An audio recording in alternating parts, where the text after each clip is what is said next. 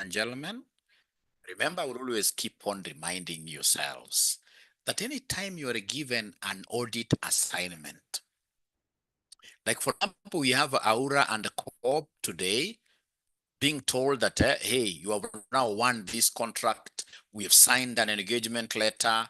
Then, of course, immediately after my entry meeting, getting to understand, in this case here, the organization, it will be very important for me to sit down and do what we call audit planning.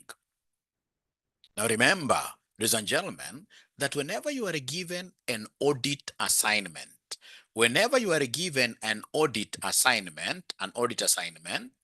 you shall always treat an audit just like any project. A project has got three key phases. We have a planning, we have execution, and then we have a reporting.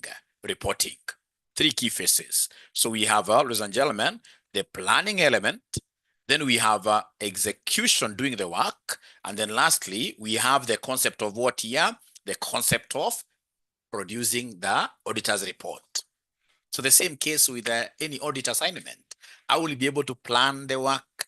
I'll be able to use the audit procedures to execute the work, collect evidence, and then at the end of the day, I must be involved in the reporting process, which of course has got everything to do with the opinion that I shall be able to give regarding whatever assignment I've done. Ladies and gentlemen, very importantly, and I share the handout. This handout is great. Yeah, so lecture 5, audit planning. 1, audit planning and audit risk. The moment you understand this, then we shall be said to be very, very good participants. So remember, we are always going to treat an audit like any project. And just like every project, you must plan before you execute and report. The same applies to an audit. Everything we do, planning, execution, and reporting, is guided by the audit framework and regulations, which we have already covered in the very first 4 lectures. Now I want to introduce planning, specifically audit planning. I'm sure, ladies and gentlemen, will agree with me that if you attempt something without putting in proper plans, it happens to succeed purely by just luck. Yeah, that is just akin to shooting an arrow in darkness. Yeah, and then of course, if you happen to hit an antelope, then that will be purely by what year? By pure luck, sheer luck. Most of the time, you won't succeed without proper planning. Even if you do succeed, you likely wasted resources because you didn't think through the process with the end goal in mind. That is why audit planning is important. Now, like the other day, ladies and gentlemen, some great lady called me. This lady, she's in some country abroad. So when the architect was designing a house, of course, she's not into buildings, right? She never got to understand the size of the house. Now she started feeling the weight of this house. Once in this case, she started realizing that, hey, 25 million has gone to this thing. What kind of a building is this? When she came over here to look at her building, she was very surprised. It is not the kind of a house she wanted. And that is why, ladies and gentlemen, just like in the construction industry, if you're coming in this case here to put up a building, it will be very important for you to sit down with your architect. You do a plan. I want my bedrooms to be like this. I would want in this case here, these bedrooms to be en suite. I would want in this case here, this bedroom 1 in this case here to be up, others to be down. We do a plan. Once we do a plan, before we start construction, it will be very important for us to have a quantity surveyor.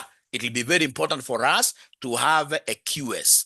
So the QS, of course, now will quantify our plan and tell us how many lorries of bricks do we need? How many tons of sand do we need? How many bags of cement do we need? Quantify that into money, and then they tell us, hey, you know what? This house of yours will cost you like 30 million Kenya shillings. If you don't have that money, then what do? You scale down your project. The same case with audit. It will be very important, ladies and gentlemen, for us to plan. If we do not plan, We will not be able to foresee our activities. And if you don't foresee your activities, then automatically you are not going to spend your resources wisely, right? You need to know. For example, from the onset, when I'm planning, I would want to understand what we call audit risk. How in this case here, big is the risk that I'm going to encounter in this company. If the risk is very big, then I'm going to put in more audit procedures. I'm going to do more audit work. So it means in this case here, for example, I would even need a very, very experienced auditors. Yeah, audit seniors, all right? When I'm planning, I'm able to know who is going to do what, who shall be auditing inventory, who shall be auditing, in this case here, PPE, all right? So it will be very important, ladies and gentlemen, from the onset for us to do what here, to plan this work very well. If we don't plan the work very well, then what is going to happen? We are going to give an incorrect audit opinion. We are going to give an incorrect or inappropriate audit opinion. If you don't plan very well, then for sure, there are some misstatements that you'll not be able to identify during your evidence collection. So planning is really key. Remember, audit is all about planning, execution, and then of course, reporting.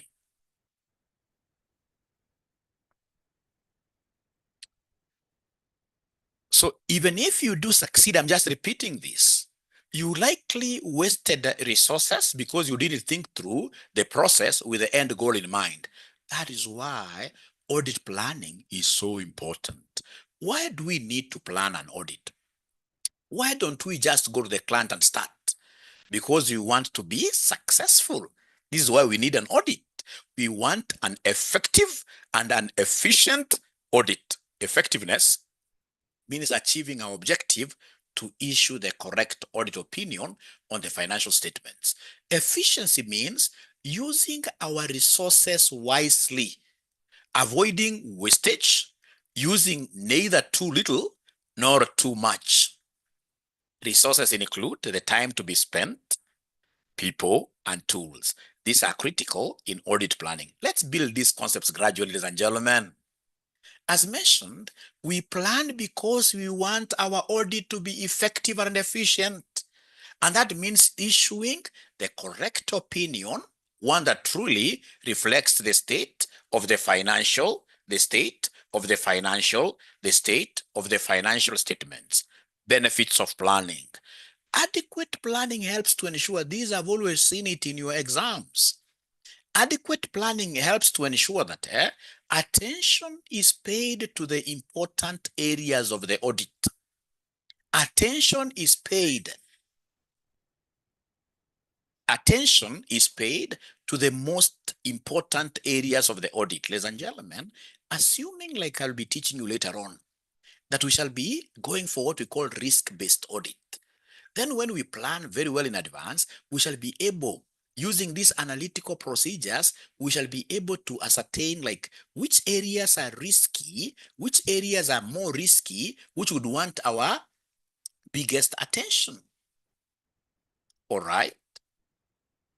All right. So basically, whenever we talk over benefits of planning, the first one is that through proper planning, we shall be able to focus all our energies into where we are needed, in those areas where we are needed most. Yeah, so attention is paid to the important areas. Then we have number two, potential problems are identified and resolved on a timely basis.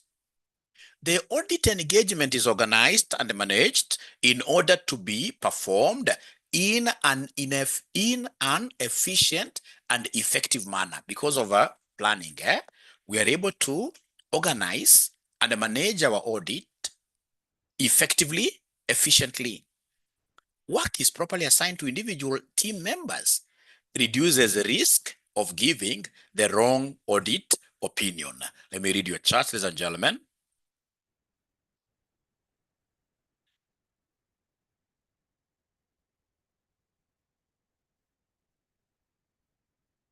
a great question over there, which I'll be able to explain later, the concept of buying audit opinions, which is really, really unethical, but I'll be able to talk about that later, Elizabeth. Great. Now note, failing to plan may lead to issuance of a wrong opinion, which now leads us to introduce the concept of audit risk. Now, ladies and gentlemen, first of all, I would want you to know the meaning of risk. When, for example, you earn your dividends, you've earned your dividends, after you earn your dividends, ladies and gentlemen, what will happen? You may get, for example, some good monies. Once you get these good monies, you decide to send this money to go and look for more money for you. For example, you've gotten like, say, 10 million Kenya shillings. So in short, in this case here, you may decide to do what? To invest this money. You send the money so that at the end of the day, you'll be able to get your money back plus maybe interest. But you see, when you send this money out there, you are exposing your money to risk. There are chances that this money may not come back, or it may not even come back. It may not come back totally, or it may come back in terms of what you're being little than you expected. So when you talk of this money being exposed, the money being exposed to risk, that is what we mean, the concept of what here, putting your money into danger. Ladies and gentlemen, when we begin our auditing, we'll always be faced by what we call audit risk. There is the danger that we may give a wrong audit opinion. We shall be seeing later on, ladies and gentlemen, we have got various types of audit opinions. For example, we have what we call unqualified audit opinion, unqualified.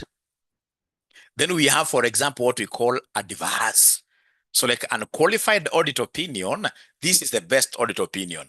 We are telling the whole world that the financial statements of 𝐅𝐶𝐸 portray a true and a fair view. That is unqualified. The financial statements of 𝐅𝐶𝐸 portray a true and a fair view status. That is good. I will want us to put this in summary for you to understand, because I'll be having a whole topic where I'll be talking about reports, audit reports. And then adverse now is the worst form of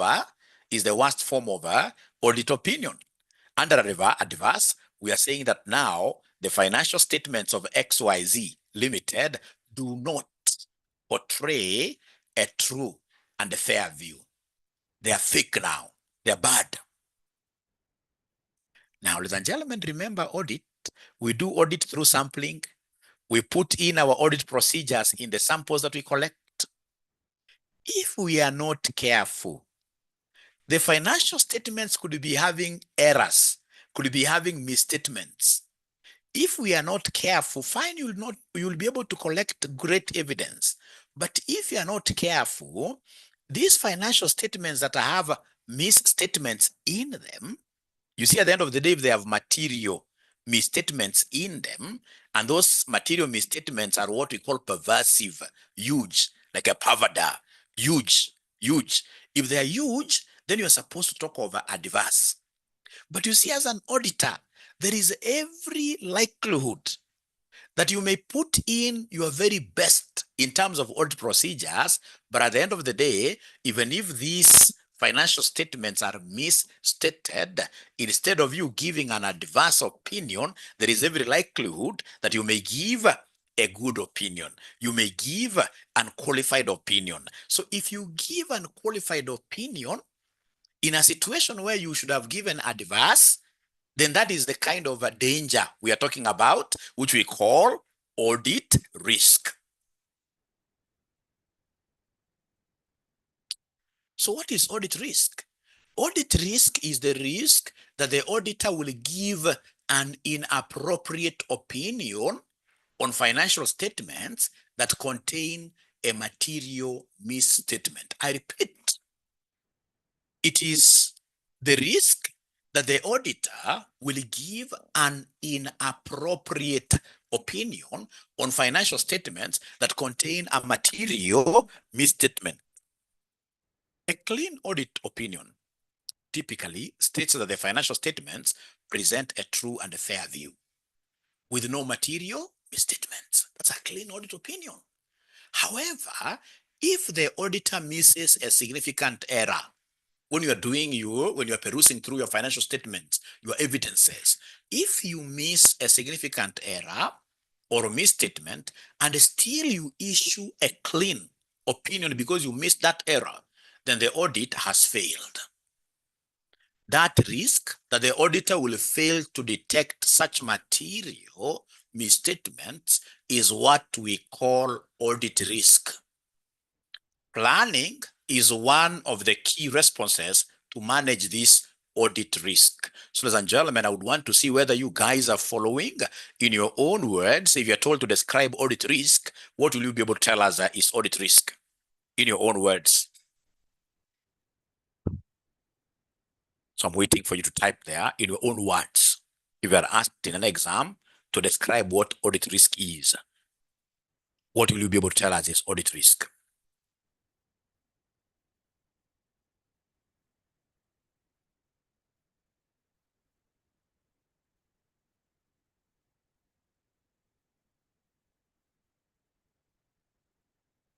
There's so many ways of defining this, ladies and gentlemen. Remember, risk is also a probability.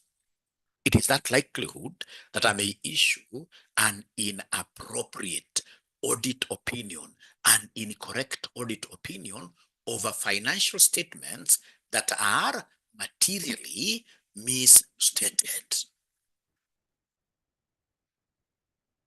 So somehow, ladies and gentlemen, are we together? Could you kindly confirm there by mentioning yes or no? Are we together? Are we together somehow?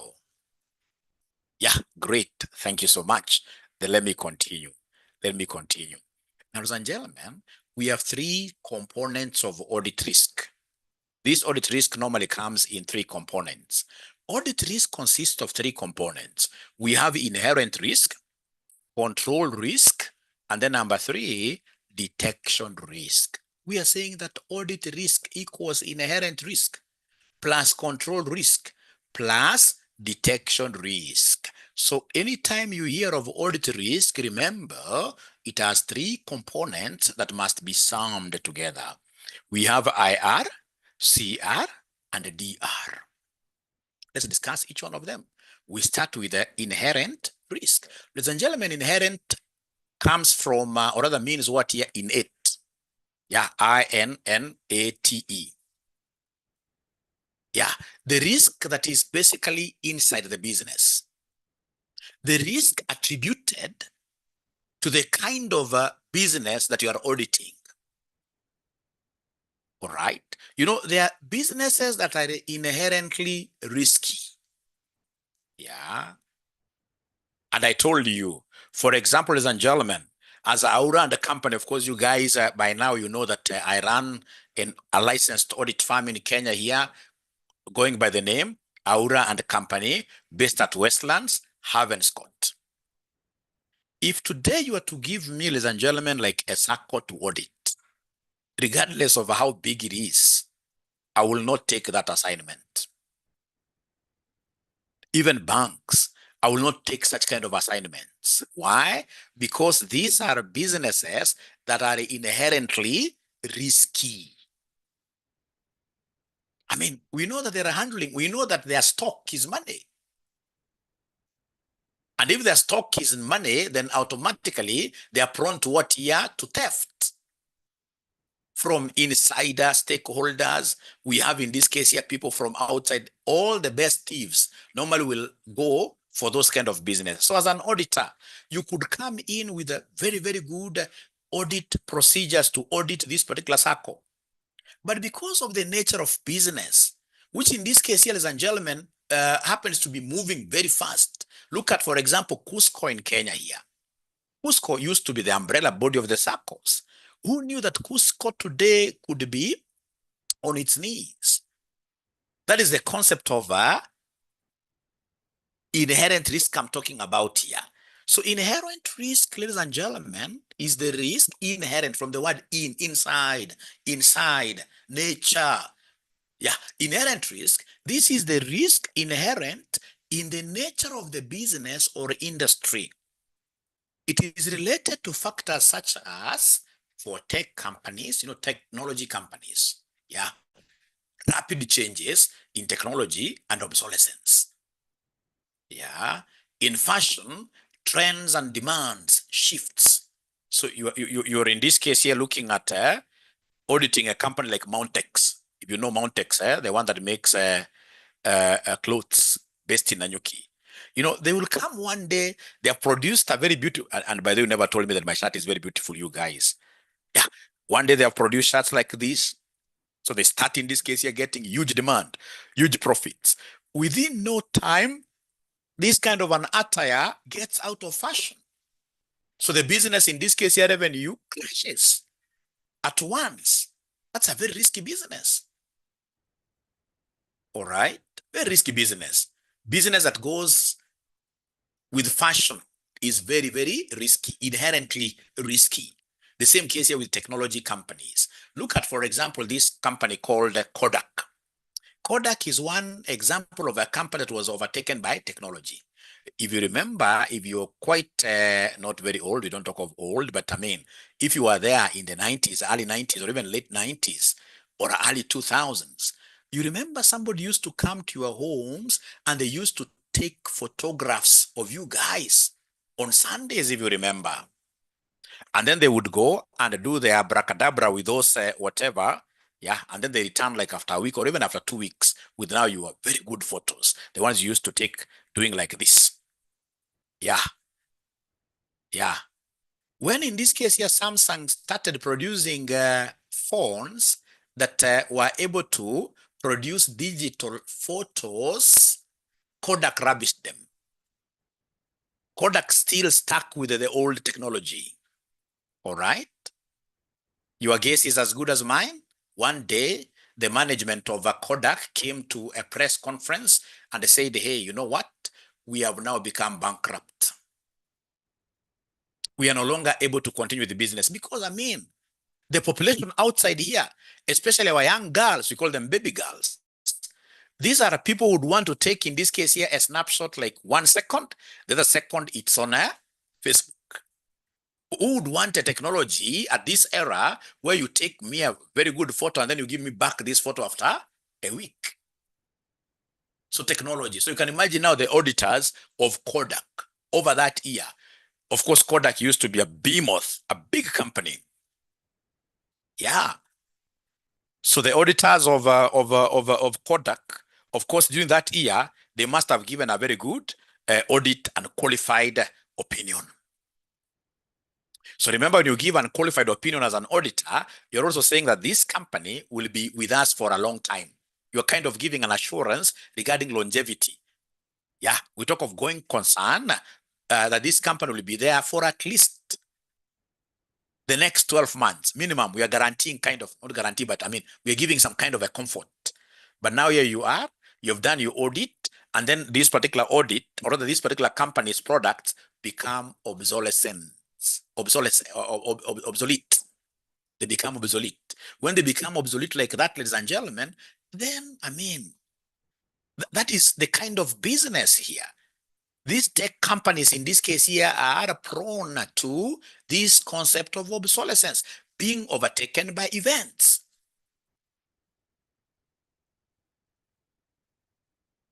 Like, for example, if you are auditing, say, YouTube, of course, I know YouTube is a huge engine, but if you look at the trends currently, I mean, people are doing more of TikTok than YouTube. Yeah. Inherent risk, the risk attributable to particular businesses, given what are the nature of activities that they engage in. They're automatically businesses that are inherently riskier than others. All right. So like in real estate, exposure to economic downturns. Yeah, you can imagine, ladies and gentlemen, like if you look today, I mean, which real estate company is really advertising so seriously? None.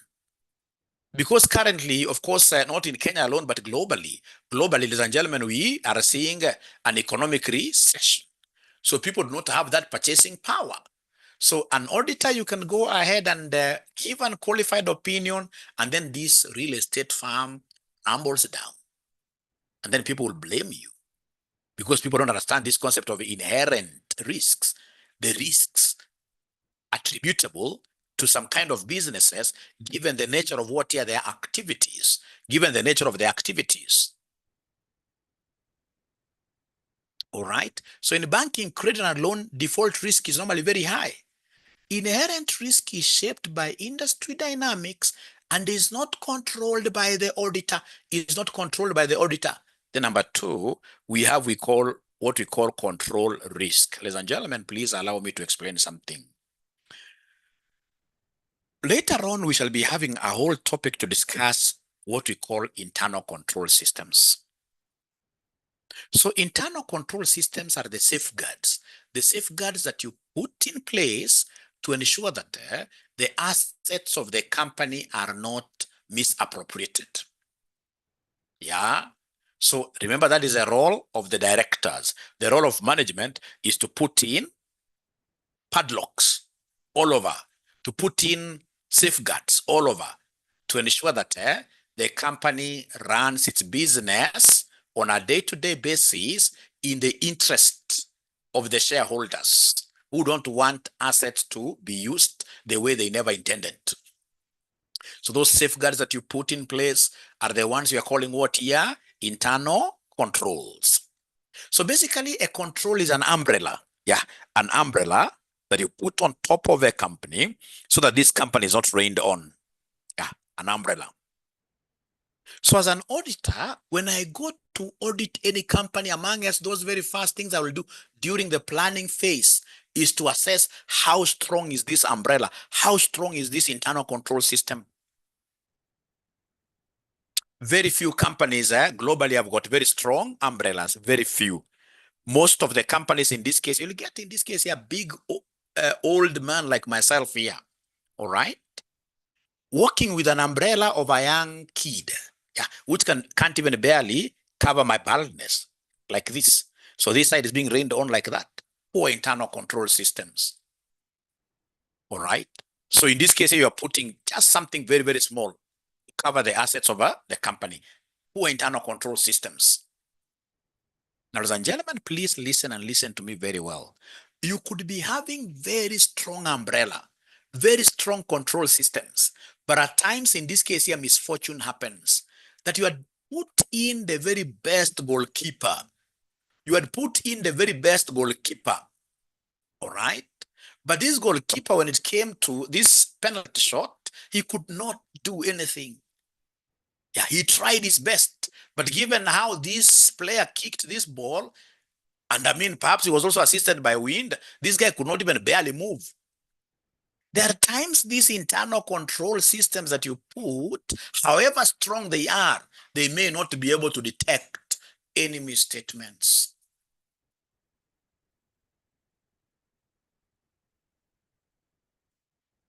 Control risk relates to the company's internal control systems, the policies, procedures, and the processes put in place to prevent, detect, or correct errors or fraud. Control risk arises when controls are absent, you don't have any controls. When controls are poorly designed, when controls exist but are not properly implemented. All right? All of this leads to control risk. The risk that controls will fail to detect or prevent misstatements. All of this leads to control risk. The risk that whatever controls, ladies and gentlemen, you have will fail to protect, or rather to detect or prevent what we call these misstatements. Ladies and gentlemen, at times you can try. At times you can try and try and try your very best, but in this case here, issues can arise. If the controls that you have in place are not able to detect or prevent misstatements, then that is what we call a controls danger. Risk is another term for danger. A control risk. Now, ladies and gentlemen, if you allow me, I will be able to go to the third risk. But before I go there, I can see some comments. I always like reading comments. Yeah, Great. Great. Thank you so much, Patricia. We shall overcome. Elizabeth, thank you so much. Great. We shall overcome. We shall overcome. That brings us to early auditing and modern auditing. Yeah. So then we continue. Now, detection risk. Detection risk. This is the auditor's own risk now. The risk that audit procedures will fail to detect a material misstatement. Unlike inherent and control risk, detection risk is within the auditor's control. It is affected by poorly designed audit procedures, human error or omission, lack of training or experience on the part of what year, on the part of the auditor. Ladies and gentlemen, please listen and listen to me very well. That the inherent risk and the control risk, these are risks attributable to what year, that company. Yeah, there is a risk attributable to the nature of the business. Then there is a risk attributable to the controls that these people are putting over their systems are not able to detect or prevent misstatements. So that is basically beyond the control of who? The auditor. But now also the auditor has his own kind of danger. The auditor is coming in this case here also to put traps. They put traps. Not like those traps that were being put by somebody at State House.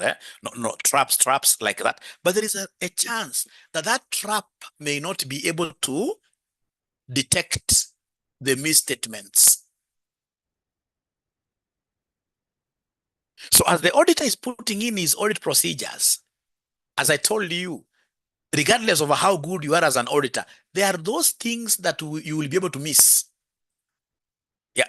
So you're putting, in this case, your traps like this. There are those things which will bypass your traps and go the other side where you never expected. All right. So then, ladies and gentlemen, the audit risk is the risk that the auditor may not be able to detect such misstatements using his very well crafted audit procedures. When you talk of audit procedures, I'm so sure somebody may be wondering, what are these audit procedures? Like what we call substantive. We shall be looking at those. They are not things that are really far away. We shall be looking at things like, for example, we call them 𝐅𝐸𝐸𝐸. 𝐅𝐸𝐸𝐸. Yeah, like is a very good procedure. It's called analytical procedures. Analytical procedures. So under analytical procedures, for example, ladies and gentlemen, I will be able to look at the trends. So I will be able to look at the trends. Yeah, I'll be able to look at the trends. Yeah, compute the ratios. Once I compute the ratios, then I will be able to discern the trends. Yeah. So for example, I'll see like for the last 4 years, my average revenue growth has been 10%, 10%, last 4 years. But on the 5th year, we realize that our growth is like 200%. You know, that's abnormal. So we need to put in our very best tests on year 5 to see why as this revenue grew by 500%. Have these guys, for example, gotten into money laundering? Yeah, because there must be something. I mean, which kind of business will be able to give such a high rate of increase of revenue? So as an auditor, I'll be able to put in those 𝐅𝐸𝐸𝐸s. But as much, I'll be discussing that in full later. As I put in all those procedures, ladies and gentlemen, trust you me, there is a very big possibility that still I will not be able to catch everything.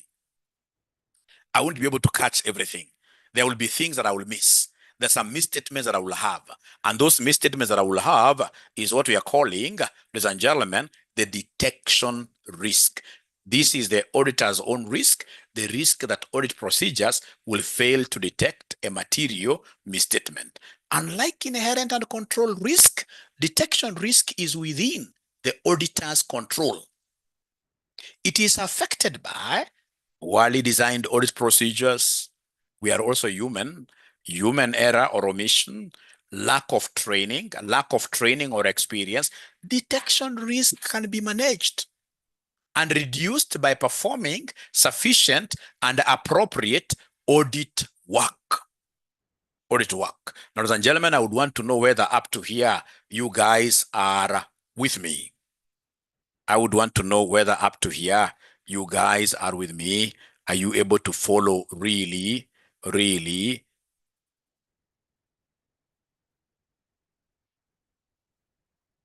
Are you able to follow? Thank you so much. I can see great responses there.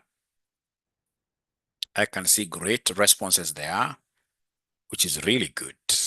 In summary, we have said that we have got three types of audit risks.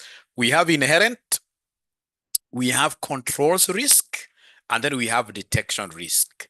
The only risk that the auditor can manipulate, can jog around with, can influence, that he has got powers over, is the detection risk only. The other risk in this case here, the other risks are beyond him. They're beyond him.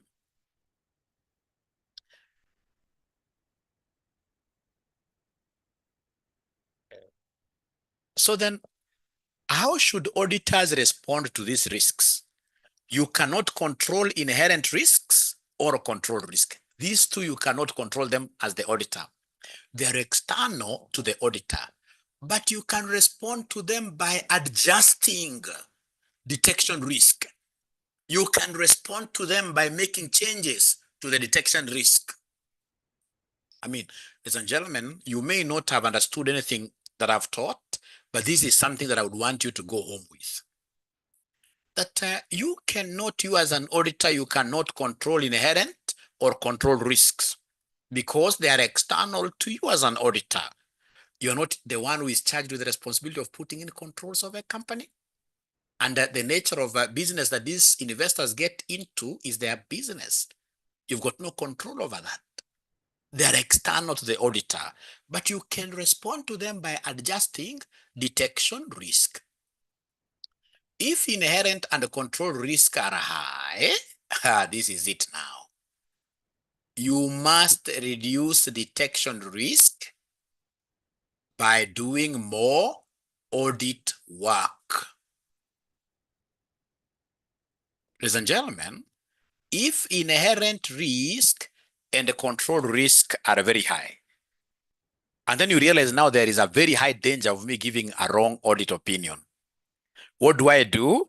Then I do a lot of work. I increase my detection risk. Yeah. So if inherent and control risks are high, what am I supposed to do as an auditor? I also go up to match them. Yeah, to counter them. Remember, I've told you that this detection risk is the only thing that you can play around with.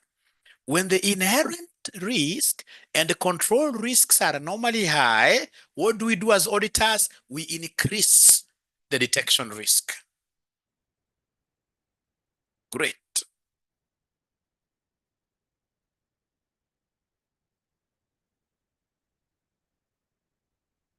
If inherent and control risks are low, detection risk can be allowed to be medium, and you may do less extensive work, e.g. more reliance on analytical procedures, fewer sample sizes. Now, ladies and gentlemen, one thing that I would want to tell you is this. When you increase your detection risk, as an auditor, it means doing a lot of work to be able to detect issues. Detection risk is high there. An auditor will do a lot of work. When I do a lot of work, it means what here? More resources. And that is why, as an auditor, one thing that I'll always do in my planning stage is to evaluate what we call internal control systems. When I evaluate internal control systems and then I realize they are working, what do? I will be able to reduce my sample size, audit fewer things. Yeah. And then I say that I'm relying on the strength of the internal control systems. And that is why you are told, remember, it is the duty of the directors to institute, to put in place strong internal control systems. When you put in place strong internal control systems, then the auditor will do little work. The auditor will do little work. If he does little work, what does it mean? Because mostly our monies are, especially disbursements and etc., they're pegged on the number of hours that we put in the business. As you keep on traveling, being in your business for long, then we invoice more. We invoice more. All right, let me repeat.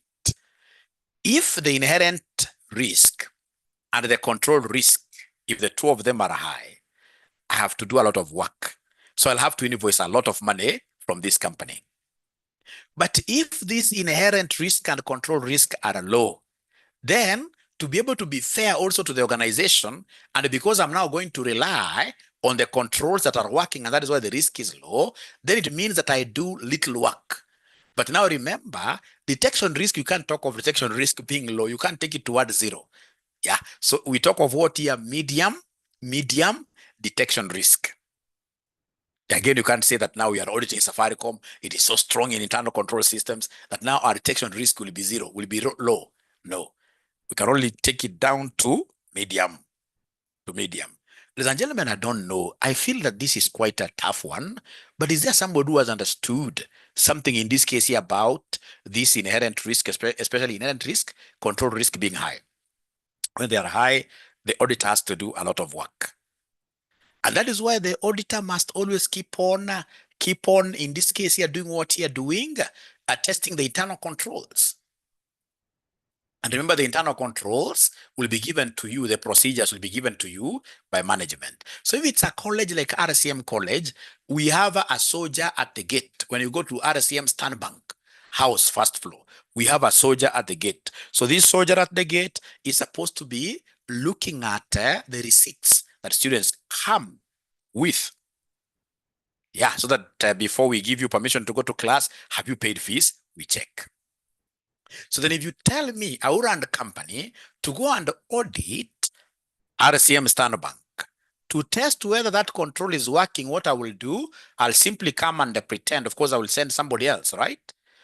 Just somebody to go and pretend that they are on their phones throughout. They are surfing on their phones, but they are looking keenly to see what that soldier is doing. Are there times a student comes and he's let to go to class without the receipt being checked? Are there times in this case here, for example, a beautiful lady just comes and walks around, instead of giving a receipt, she gives a smile. And then, of course, that smile is her passport to get to class.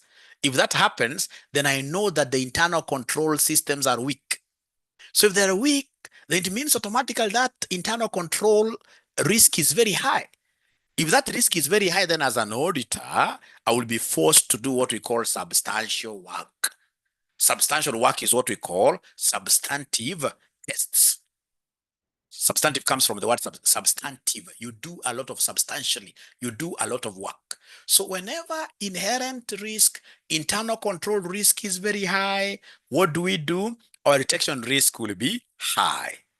If internal inherent risk and the control risk are low, then our detection risk will be medium.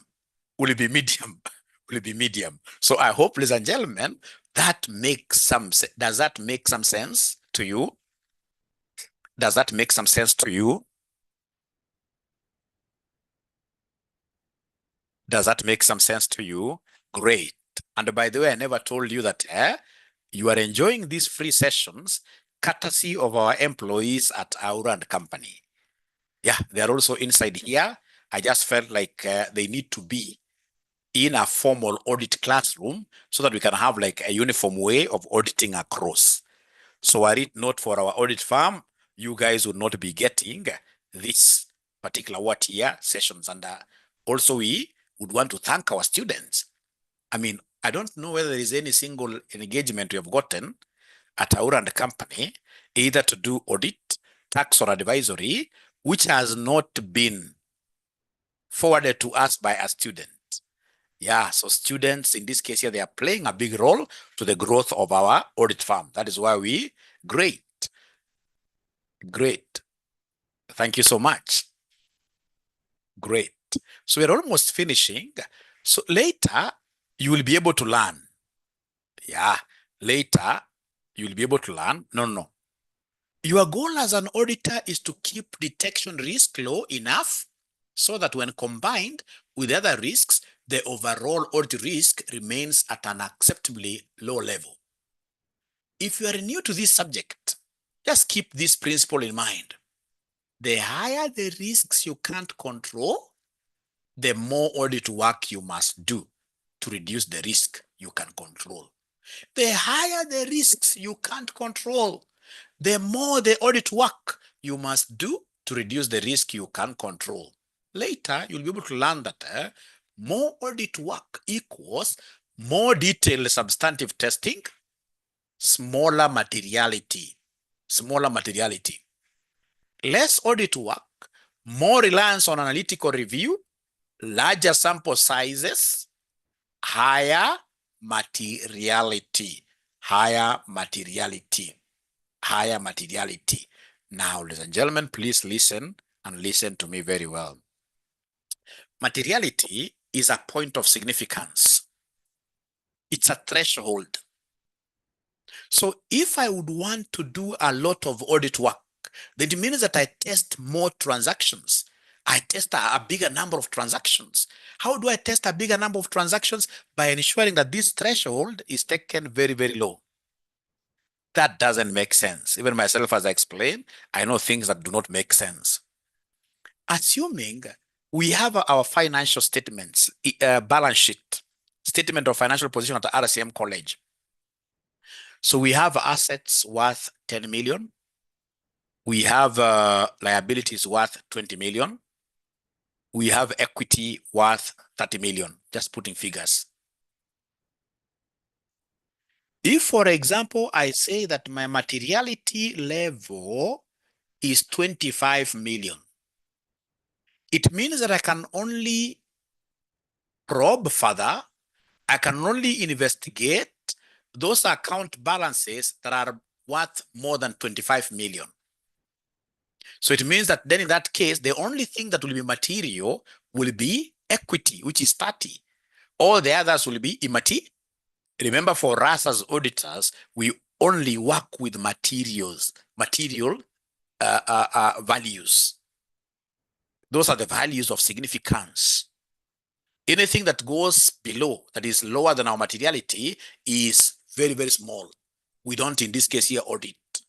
So for now that we haven't reached that topic, and I thank you because you're really struggling with me, this is going to become very simple. But for now, I would want you to appreciate, ladies and gentlemen, that whenever you are asked to do more audit work, that will be equal to its substantial, so substantive test, the 𝐷𝐴 will be big. And ladies and gentlemen, the materiality level will be small, so that you get to audit more account balances, many account balances. Yeah.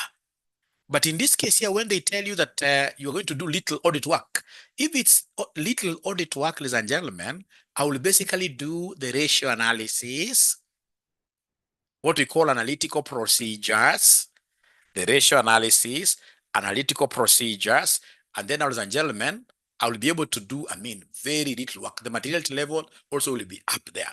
So that I can only test like 2 or 3 balances. Now I'm left with only 3 minutes, finish. Only 3 minutes I finish, then we get into another business. Executive summary, just for you to be able to appreciate, ladies and gentlemen, what we are talking about. Yeah, executive, before we go to lesson 6 will be done another day. In total for practical, I normally do 43 lessons. So I don't know when we'll be able to finish this, but I normally do 43 lessons for me to be able to give you a certificate of like internship that you have been with us. If it's internship, if you're an intern at 𝐅𝐿&CO, you must go through all of them and do an exam. We're that serious with this audit.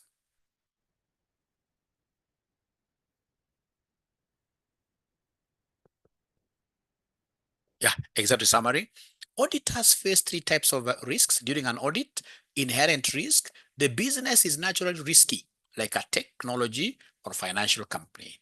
Control risk. The company's own systems might not catch mistakes or fraud. Detection risk. The risk that you, the auditor, miss something important. Now, you can't control the first 2 as an auditor, inherent and control risks, because they are part of the company's environment or how it runs. It is run. But you can control detection risk because that is about how careful, thorough, and smart you are in your audit work. So here is how to respond. If the company is risky, high inherent control risk, you need to be extra careful. If the company is risky, high inherent control risk, you need to be extra careful. This means do more audit work, test more samples, use lower thresholds so that you can get to probe or audit many transactions, low materiality, do detailed testing, what we also call substantive tests. If the company is not very risky, what we call low inherent control risk, you can relax a little, because the chance of bigger errors is smaller. So you can do less work, use fewer samples, rely more on general trends and patterns, what we are calling analytical procedures. In short, more company risk, more audit work. Less company risk, less audit work. That is the end of this lecture number 5. So I'm looking forward to doing lecture number 6 with you later in the day, because I would want to finish these guys who are working at 𝐂𝐿&CO. I would not want them to really stay studying forever. I would want to finish all the 43 sessions in a week. So if you're keen enough, I'll be able